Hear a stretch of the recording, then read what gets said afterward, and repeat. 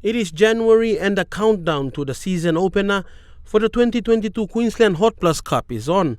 PNG's team, the SP PNG Hunters, are gearing up to return to Australia for the season.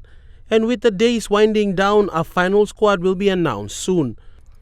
SP PNG Hunters coach Matthew Church is set to take on his second season as head coach and is always at the forefront of player selection. In a recent interview before the team went into recess, he said he has the final say who gets into the team, and it was a collective effort by him and other coaches to pick a robust side to get into pre-season camp. Look, I have total control over who comes into pre-season. I've watched every Digicel Cup game. I get a copy of that each week, so I get to watch that. I do lean on a few people. Coach Michael Marram, I spoke to him. It's a World Cup year, so are there any guys that he wanted to keep an eye on or get into the Hunters squad?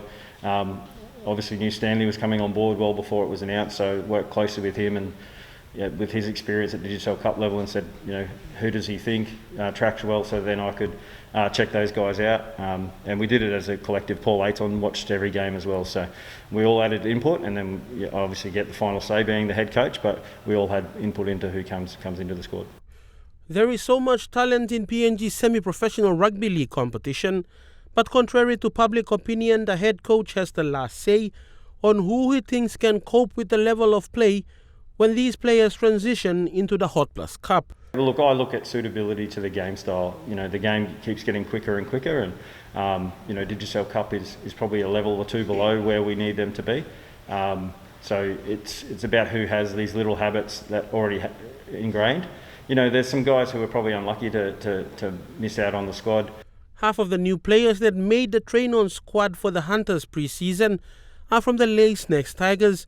The team obviously made it to the grand final and won the premiership, and that alone warrants a bulk of their players making it into the Hunters program. I know public opinion is fairly high, but brought in a bulk of the Smacks players who won a grand final. And if you look at representative teams, if I was picking an Australian side, it'd be heavily favoured to the players that win a grand final or play in a grand final. So look at those sort of things and who can play at those levels, because the semi-finals roll around the Digicel Cup, and that's a bit closer to the ISC. Who handles that?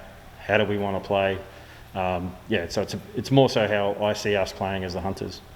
Fidelis Sukina, Trukai Sports.